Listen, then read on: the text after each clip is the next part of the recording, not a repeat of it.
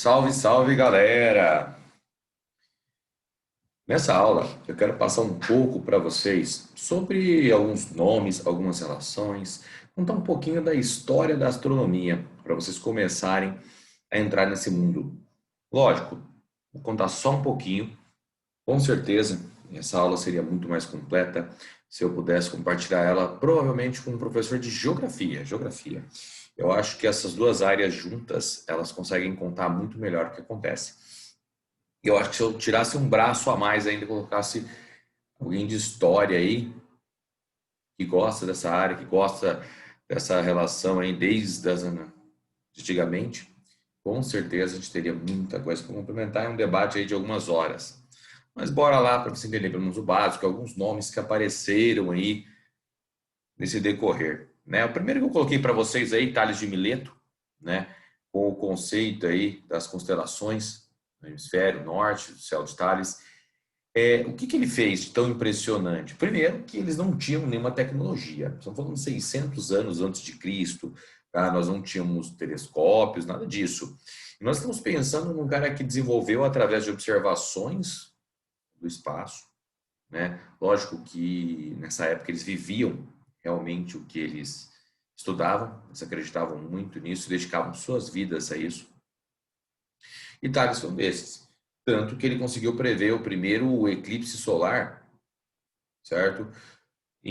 Por volta de 580, 585, né? Antes de Cristo. Tá? E isso sem nenhuma tecnologia, apenas com observações e cálculos.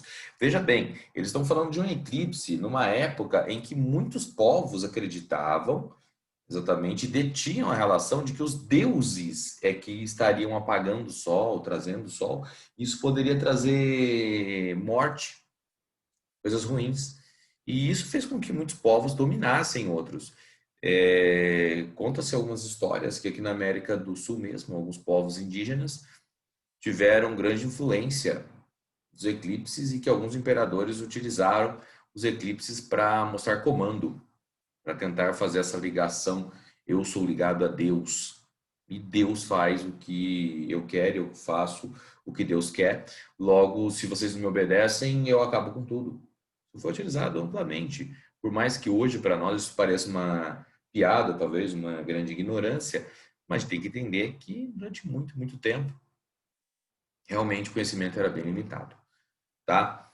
Mas vou passar rápido por eles, não vou aprofundar muito não, tá bom? Na sequência aí, eu coloquei para vocês exatamente, tá? Anaximandro. Anaximandro foi exatamente o cara que criou o relógio de sol. Então, o primeiro relógio de sol, outra coisa, ele também desenvolveu estudos sobre a questão do nascer do sol, pôr do sol, tá? Então ele começou a observar essa movimentação. Lógico, nada do que ele deixou para a gente aí, né, poderia constituir 100% se nós tivéssemos um sistema geocêntrico ou um sistema heliocêntrico. Tanto que, tomando-se como ideia os povos antigos, os gregos, acreditava-se muito no geocentrismo. Tá? Então, acreditava-se que a Terra era o centro e que outros planetas giravam em torno da gente. E isso inclui também a estrela nossa chamada de Sol. Tá? Pitágoras falava desse formato aí, porém com pensamento geocêntrico. Ele colocava exatamente a Terra como centro, tá? Ele entendia alguns princípios, ele observava, fazia vários cálculos fantásticos, mas ele acreditava piamente que a Terra era o centro de tudo. Então, antes até que alguns pensem que apenas os romanos falavam sobre isso, alguns pensem que apenas as histórias eram contadas por igreja, coisa e tal, para deter o poder. A coisa era um pouquinho maior do que isso, tá? Realmente se acreditava na essência humana como o eu, como o todo, como o princípio, como a base, e todo o resto seria baseado na gente. Então tudo girava em torno da gente, inclusive o sistema de estrelas e planetas. Certo? Pitágoras aí teve algumas ideias muito interessantes. Veja bem, eles têm algumas para vocês. Tá? Sabia que a Lua era iluminada pelo Sol? Olha só, eles acreditavam, sempre acreditaram que a Lua girava em torno da Terra. Isso é legal. Isso é legal. Porém, alguns acreditavam que, na verdade, era um sistema interessante, porque a Lua girava em torno da Terra e, ao mesmo tempo, tinha uma outra órbita girando em torno da própria órbita. Ela não girava em torno de um planeta ou de outro corpo. Ela girava em torno da órbita que ela fazia em volta da Terra. E assim eles usavam para explicar as fases da Lua. Interessante, né? Previu o eclipse solar. Em sua escola falavam, olha só, o que eles estudavam nessa escola, por sinal, uma das melhores e mais conhecidas escolas, que seriam as escolas pitagóricas, né? Da esfericidade da Terra, da Lua e do Sol. Então já entendiam que os corpos eram redondos, que eles eram esféricos, de muito tempo, devido a observações que faziam, tá? Sobre o movimento de rotação da Terra, que a Terra girava em torno de seu próprio eixo, tá? E também da revolução de planetas como Mercúrio, Vênus, tá? Em torno do Sol. Bem, existem aí alguns relatos de alguns que acreditavam que os corpos giravam diretamente em torno do Sol, perdão, diretamente em torno da Terra, e outros que você tinha o Sol girando em torno da Terra com outros girando em volta do Sol. É bem louco o negócio. Mas todos eles, no final, levavam a mesma base. A Terra era o centro, né? Trabalhávamos com o geocentrismo. Faz parte. Bom, uma das histórias que eu mais gosto da relação toda é de Erastótenes, com certeza. Erastótenes, ele conseguiu, através de cálculos, observações da sombra, no caso gerada pelo Sol, tá, em determinado horário, ele conseguiu determinar a distância entre duas cidades e, a partir daí, ele conseguiu determinar qual seria a circunferência terrestre. Ele acertou? Exatamente, parece que não. Parece o porquê que parece que não.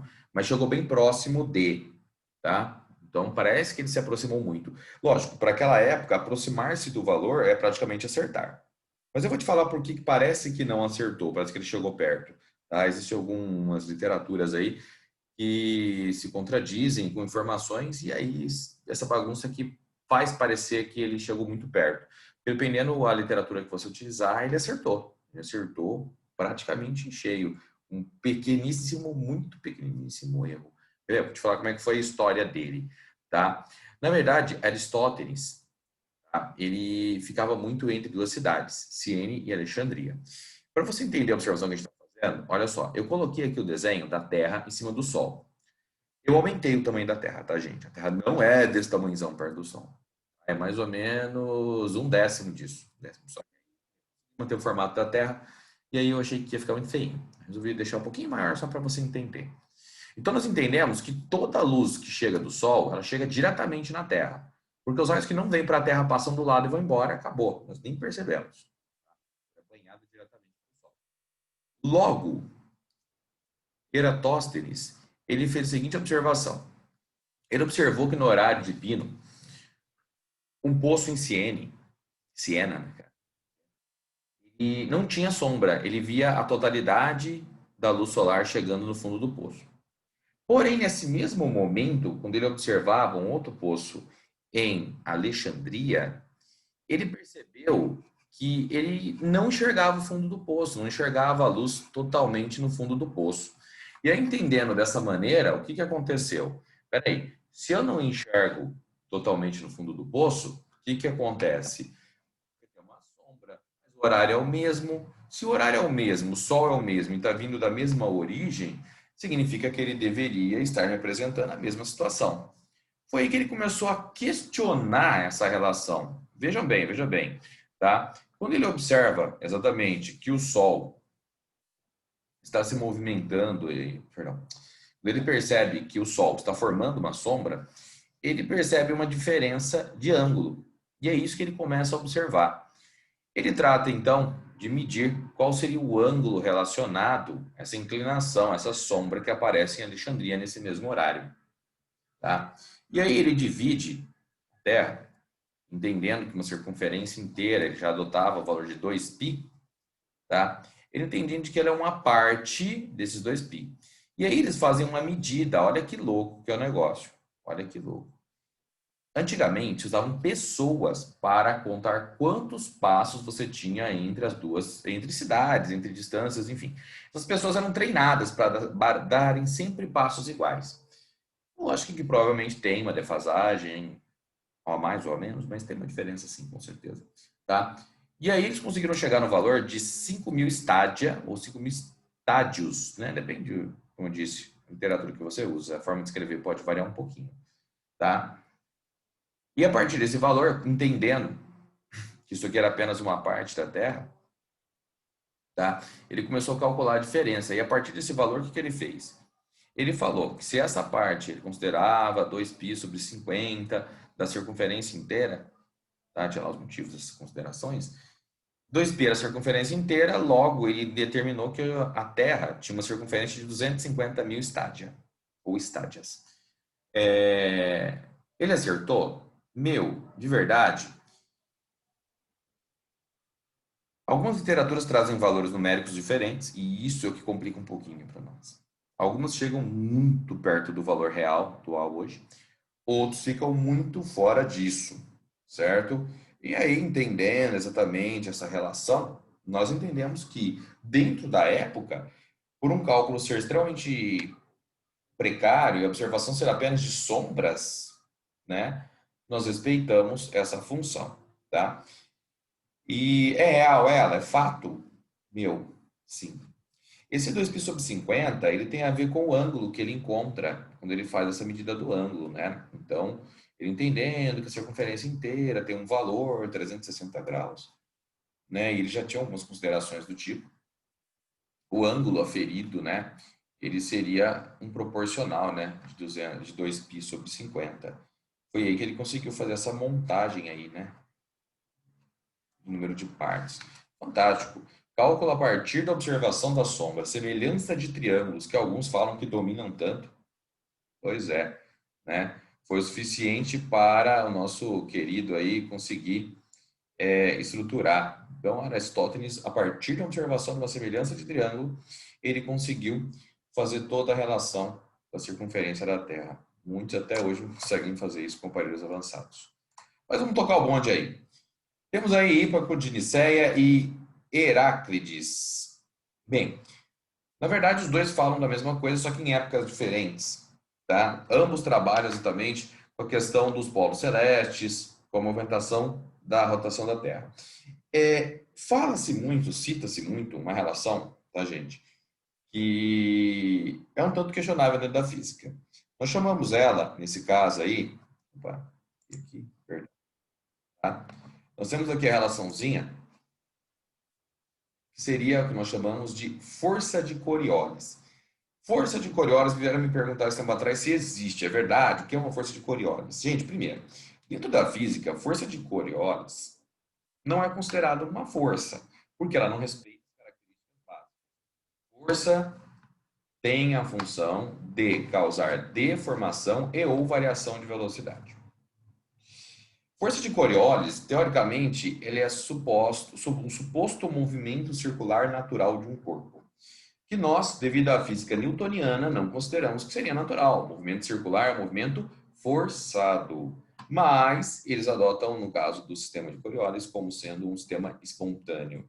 Tá? Como é que ele faz isso? Bem simples. Você imagina que um corpo está caindo, ele cai em linha reta. Se você comparar ele com uma folha, por exemplo, ele vai caindo, você vai botando vários pontos. Só que esse plano fica rodando. Se você colocar vários pontos rodando, o primeiro ponto fica aqui, o segundo ponto fica aqui, o terceiro, aí você vai fazendo uma curva. Ele diz que como os corpos celestes giram naturalmente, entender que o movimento curvilíneo é natural é algo de fácil observação. Bem, no Brasil, na forma com que nós estudamos, sistema parametrado e nada tendendo ao infinito, não funciona desse jeito. Para nós, força de Coriolis, que alguns já devem ter ouvido falar como força centrífuga. Centrífuga, tá? É um tanto questionável. Tá? Depende de referenciais não inerciais, não é considerada uma força, e aí, é lógico, tendendo o movimento ao infinito, podemos dizer que toda reta tende a se curvar no infinito. Aí talvez o sistema natural, explicado por Coriolis, faria algum sentido, certo? Mas só dessa maneira, ok? Continuando aí, temos Aristóteles, né, que colocou para a gente as fases da Lua, colocou os eclipses solar, lunar, tá? Temos aí as 4 fases da Lua, né? A fase da Lua que ficaria iluminada só durante o dia, no caso que é a Lua nova, tá? Durante a noite ela não aparece no céu. 7 dias que não temos lua no céu. Lembrando que cada fase da lua dura 7 dias, tá, gente? Por isso a nossa semana tem 7 dias, tá? Lua cheia é a lua redondinha no céu, a noturno. Então, pensando dessa maneira, gente, se eu pensar no eclipse lunar, que eu preciso da lua à noite, eu preciso da lua cheia. Se eu pensar no eclipse solar, que eu preciso da lua durante o dia, eu estou pensando na lua nova. E aí tem as intermediárias, né, gente? Entre a lua nova e a lua cheia, quando eu estou me tornando, né, lua nova para cheia, né, eu tenho quarto crescente, né, ou lua crescente.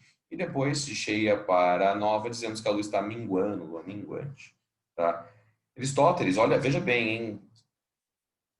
Por volta do ano de 300 e alguma coisa, 340, 350 a.C., ele já tinha desenvolvido as fases da Lua, já tinha falado pra gente, já tinha falado sobre os eclipses. É lógico que se a gente for detalhar as fases da Lua, gente, a Lua tem mais de 20 fases, tá bom? Mais de 20 fases.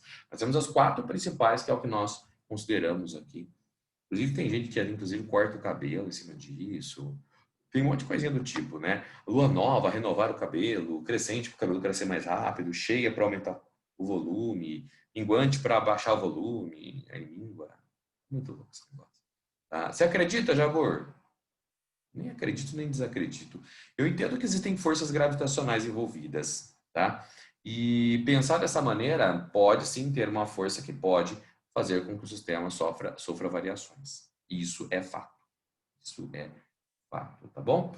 Vamos aí. Tá? Eu coloquei para vocês algumas fotos aí dos eclipses que nós temos. Do eclipse solar, né? Acontece exatamente durante o dia. Então nós temos o quê? A sombra da Lua projetada na Terra, geralmente um pequeno pedaço, cerca de 27 quilômetros de raio, tá? É a média dele. E temos uma região que é a penumbra, né? Que para nós seria eclipse parcial. Então, a sombra eclipse total, penumbra eclipse parcial. Você vê apenas um pedaço do Sol tampado, a Lua tampa apenas um pedaço, nesse caso, né? Coloquei aí umas imagens para você poder entender melhor. Opa! Aí, galera, só deu uma tiltzinho aqui. Opa, ixi, acabei voltando sem querer. Tá aqui, tá aqui, tá aqui. Pronto. Rapidinho. Deixa eu ver se eu consigo voltar. Prontinho, pronto, pronto. Vamos lá. Acabei fechando aqui por acidente. Acho que já dá para voltar. Pronto. Acho que voltou, né? Deixa eu ver. Pronto, dá para ver. Tá? Aí eu coloquei para você entender, porque às vezes alguns me perguntam, por que eu não tenho eclipse solar sempre? Vou explicar o motivo.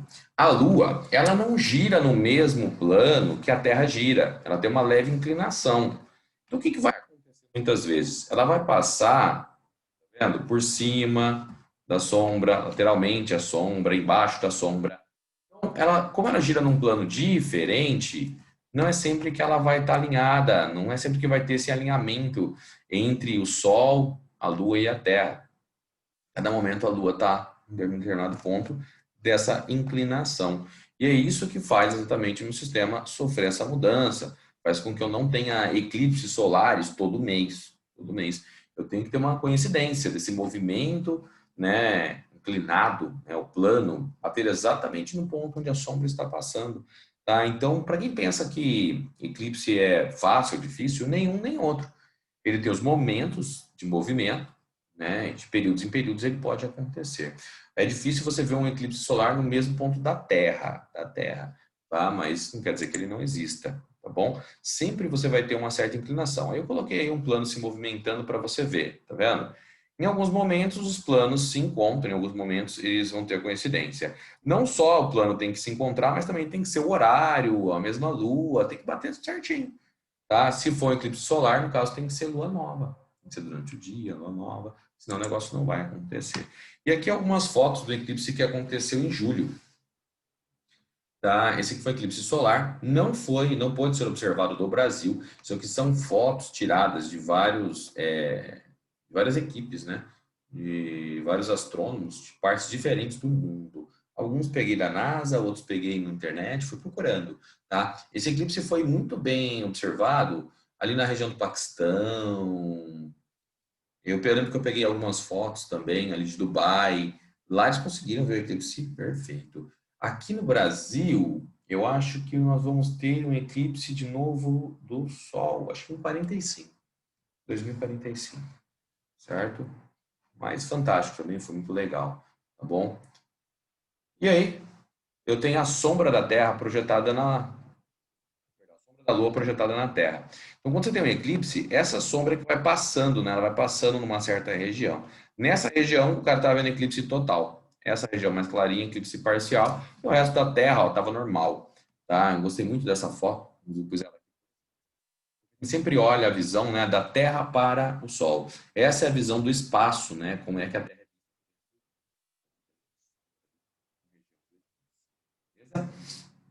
Eclipse lunar, galera, eclipse lunar, tá? Então, simplesmente eu vou ter agora a sombra da Terra projetada na Lua. Então, a luz do Sol que chegaria na Lua não vai chegar.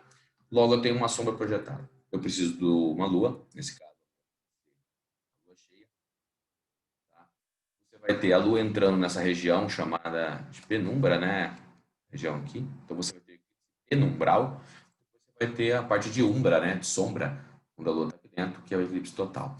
Eclipse lunar, gente, ele não fica totalmente escuro, igual durante o dia, né? Não escurece totalmente, não fica aquela coisa preta, marrom, vermelho, marrom bem escuro, certo? Mas você consegue ver alguns contornos, ainda devido aos reflexos laterais, refração. Algumas regras também que podem ser explicadas pela relatividade de Einstein, tá? Mas você não consegue ter totalmente aí a Lua tampada. Você tem mesmo no eclipse total, não fica totalmente escuro, apesar de a gente chamar de sombra. Existem reflexos laterais. Ok? E aí algumas fotos de alguns eclipses que aconteceram no mundo aí. Gente, eclipse lunar, a Lua está bem mais perto da Terra do que o Sol, é mais comum. Então, nós temos eclipses lunares sempre. Esse ano nós já tivemos acho que dois ou três. Tá? Eu acho que até o final do ano a gente ainda tem mais um. Eu vou depois verificar o calendário. Mas tivemos. Está vendo aqui o eclipse acontecendo, que é o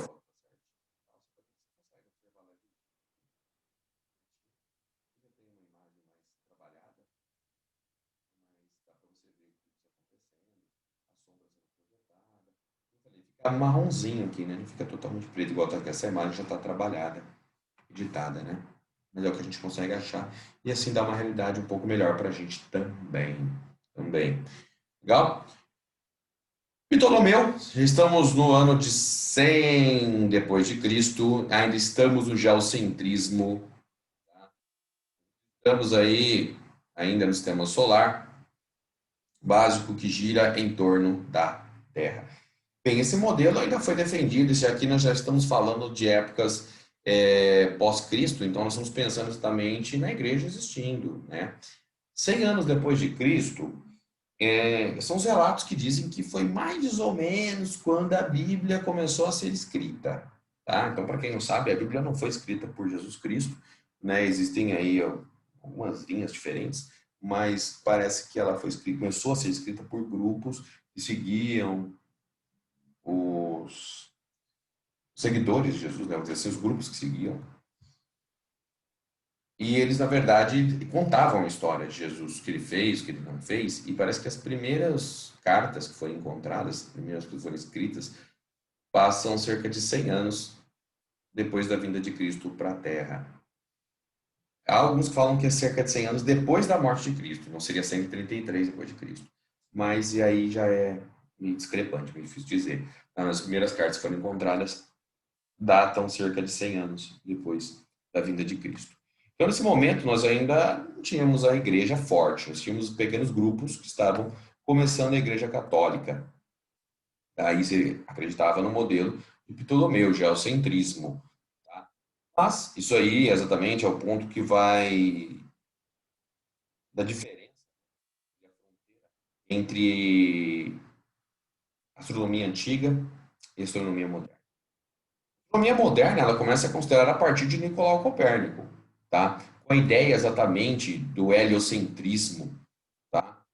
Lógico, isso custou muito caro para ele, né? Ele defendeu essa ideia na época de cerca do ano de 1500 e 1500 alguma coisa. Exatamente foi o que custou nele a vida. Ele foi queimado na fogueira da Inquisição por defender piamente o sistema heliocêntrico. Ele acreditava muito nesse sistema. Deixou os relatos, mas defendeu até o fim. Ele era muito convicto do que fazia. Não quis agradar ninguém, não. Tá? Aí então, o sistema básico, como é que ele acreditava, né? Você tinha o Sol, Mercúrio, Vênus, Terra, Lua, Marte, Júpiter, Saturno. Tá? Então, ele já tinha uma estrutura montada muito completa, muito bem feita, né? E você vê, ainda não se falava tanto na questão da observação. Nós vamos ter a primeira luneta realmente oficial em Galileu, que veio depois de Copérnico. Né? Galileu Galilei, ele viveu cerca de 1500, olha lá, tá ali a data, 1560 até 1640. Também defendeu o heliocentrismo, também foi mandado para a fogueira da Inquisição, porém, quando ele estava para ser queimado, ele voltou atrás nas suas ideias. E como ele era um cara seguidor da igreja, acompanhava, ele era um ministro, ele tinha dado a filha dele com 5 anos para virar freira na igreja, foi criada pela igreja. Ou seja, ele fazia parte do clero mesmo, né? Tinha uma participação direta. Ele foi perdoado, mas o preço disso foi a prisão domiciliar. Ele passou o resto da sua vida preso em casa. A única pessoa que podia visitá-lo era a sua filha e conversar com ele através de uma portinhola. Tinha 2 guardas que ficavam na porta o dia todo. Eles levavam alimento, tiravam roupas, lavavam, mas ele não podia sair de dentro de casa. Tanto que ele deixa um livro que vai ser lido muito tempo depois, com todas as ideias dele, né? Então tá aqui a luneta de Galileu, as grandes invenções. Também um pouco contraditória, né? Dizem que ele descobriu a luneta logo depois de uma viagem para a China, e depois descobriu-se que já existia luneta na China. A gente não sabe se isso é verdade, né? Existem relatos, são relatos, cartas que foram achadas. Mas, de qualquer maneira, ela é atribuída como a luneta de Galileu. Né? Foi o primeiro objeto que a gente utilizou para observações mais precisas. A partir dessas observações que ele faz aqui, gente, nós temos aí, tá, a observação do sistema heliocêntrico, nós temos a superfície da Lua sendo observada e suas crateras, as manchas de explosões solares, nós temos as fases de Vênus, tá? Nós temos as luas de Júpiter, tá? Começando aí pelo sistema heliocêntrico, né? Foi a primeira defesa que ele fez. Ele percebeu que o Sol, na verdade, era o centro. Ele percebeu que a Lua e outros planetas giravam em torno do nosso Sol, tá? Foi o que ele deixou escrito no livro, como eu disse, e que esse livro só foi encontrado muitos anos depois, né?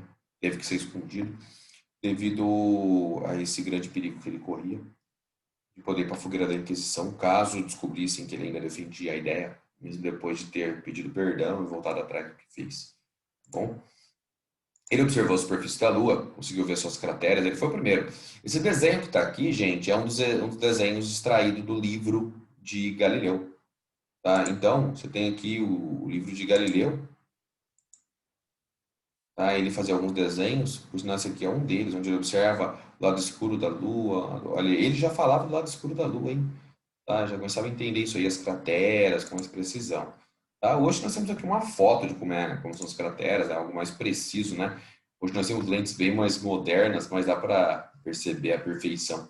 E Galileu conseguiu isso com uma luneta bem simplesinha ainda na época. As manchas do Sol, que ele relata em seu livro, ele coloca dessa maneira. Hoje nós entendemos que essas manchas do Sol que aparecem nada mais são que explosões solares, tá? Então, você tem explosões solares acontecendo do tamanho da Terra, né? Cabe a Terra dentro de uma mancha solar dessa. Isso aqui é uma observação lateral de uma das explosões. Para você entender, essa aqui é a Terra perto da explosão, tu entendeu? A proporção que nós estamos falando do tamanho dessa explosão. Tá bom? Inclusive, para quem gosta de histórias em quadrinho, o Quarteto Fantástico foi criado a partir de explosões solares. Né? Essa é a ideia principal aí que nós temos. Bacana, né? Fase de Vênus, né? Nós temos que relatado, né? A fase mais clara, mais escura, assim como a Lua tem fases, observado da Terra, Vênus também tem, tá? E Galileu relata isso no seu livro, né? Devido à órbita que ele gira em volta do Sol, na forma com que ele é observado, Vênus para nós, ora está mais escuro, ora está mais claro. Essa observação Galileu conseguiu fazer também. E aí você percebe a diferença do sistema heliocêntrico, né? Vênus girando em volta do Sol, sistema geocêntrico, tá? Nesse caso aqui, esse sistema mostra bem um dos princípios, né? Um dos pontos de vista tá? No caso de Ptolomeu, ele acreditava que Vênus girava na sua própria órbita e ia girando em volta da Terra, por isso que ele tinha as fases, a explicação que se dava. O mesmo pensamento que se tinha um pouco antes, né, em relação à Lua, depois se teve em relação a Vênus também. As luas galileanas, né, que são as 4 luas aí, Io, Europa, Ganímedes e Calisto, foram as 4 luas observadas, nesse caso aí, as luas de Júpiter, tá? Gente, nesse caso aí, os nomes Io, Europa, Ganímedes, Calisto vieram posteriormente, tá bom? Em primeiro momento, Galileu não aceitou muito bem isso não, viu? Galileu, na verdade, no primeiro momento, ele chamou de luas galileanas. Então, eu descobri as luas galileanas. Aí, depois, futuramente, né, em discussão, o livro dele traz como luas galileanas. Mas depois colocou esse nome nelas, lógico, não tem nada a ver com luas galileanas. Era Galileu 1, 2, 3 e 4. No sentido, as luas são de Júpiter. E aí, se atribuiu a observação a ele. Mas ela já existiu. Ele não criou nada, nem descobriu nada. Só observou. Bom, aqui o livro, né, que Galileu deixou, Mostrazione Mathematique. Meu italiano não é bom, então não consegui ler com precisão para você, mas creio eu que o livro deve ser escrito em italiano, a origem dele. Scrodesse nelle dimostrazioni. Eu vou tentar traduzir, que eu vou acabar traduzindo errado, tá? Mas esse livro foi encontrado muito tempo depois, com todos os relatos escritos, um caderninho que Galileu deixou. Tá?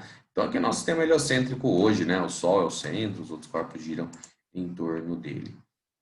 Ok? Tá aqui bonitinho. Aqui temos Tycho Brahe, né? Dinamarquês, que observou juntamente com Kepler durante muitos anos, na verdade 30 anos. Eles observaram a movimentação de Marte e a partir daí eles geraram todas as regras. Gente, vale dizer, deixar bem claro, Tycho, ele... Alguns falam Tycho, outros falam Tycho Brahe, enfim. Dinamarquês. Ele é quem desenvolveu todos os princípios que levaram Johannes Kepler às leis de Kepler. Tá? Então, ele era o mestre, mas as leis de Kepler só foram defendidas após a morte de Tycho.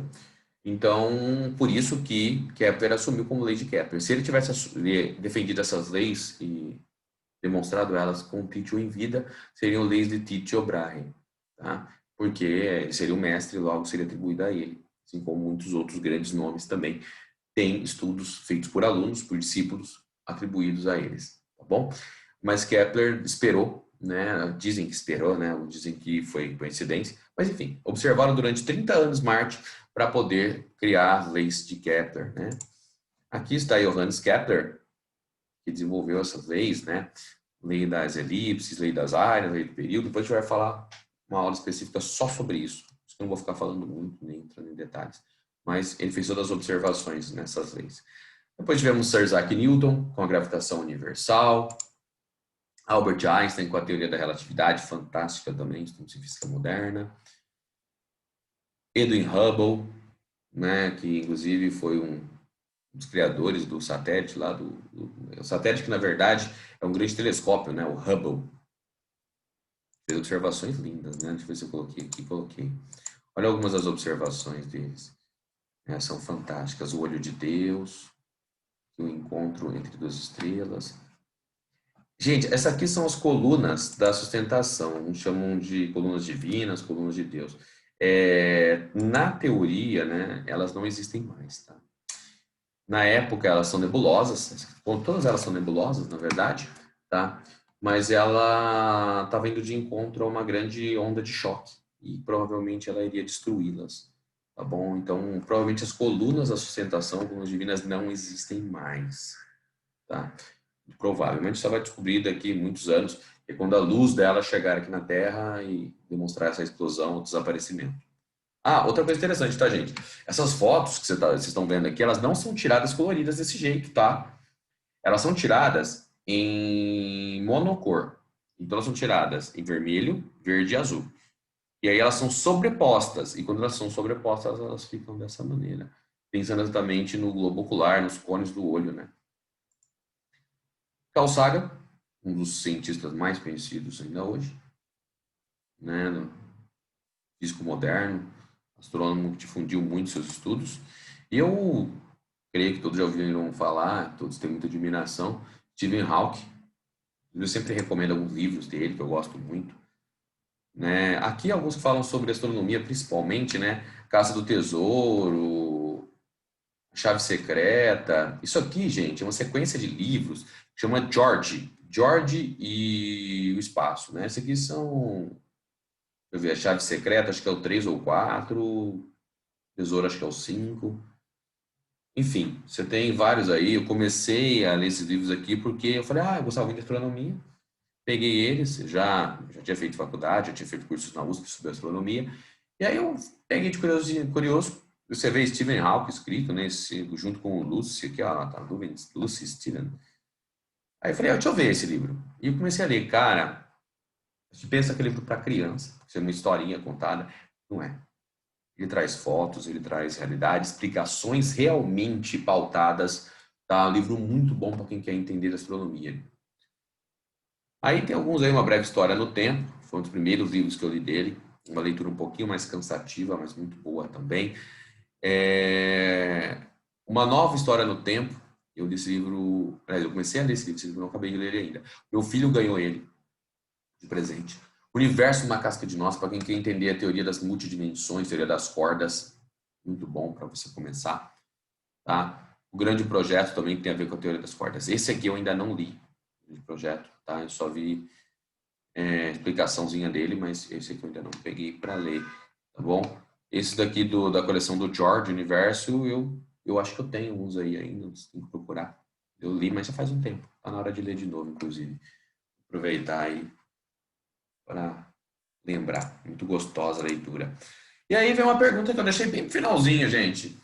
A Terra é redonda ou a Terra é plana?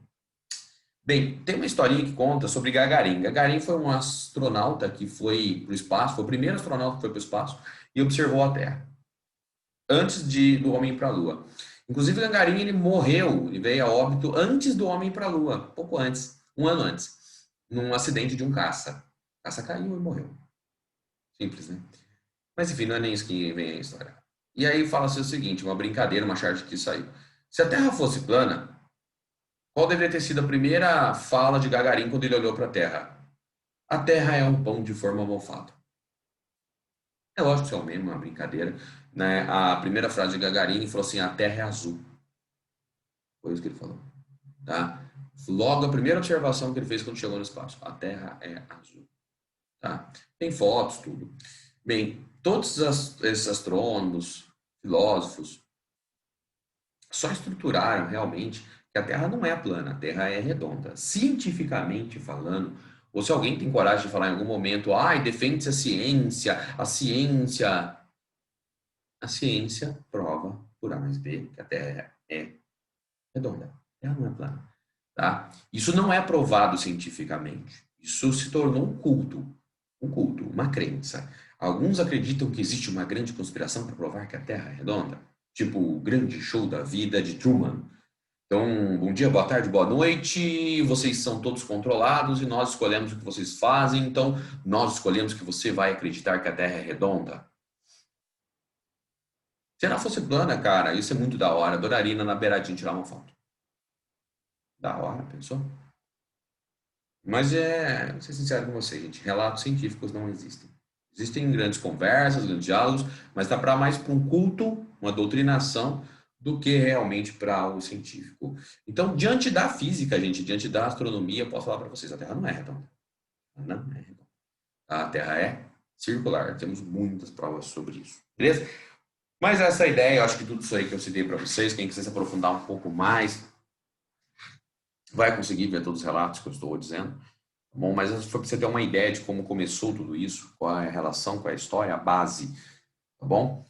E aí, na sequência, vamos falar um pouquinho sobre o sistema solar, para você entender um pouco melhor isso aí, e depois sobre as leis de Kepler.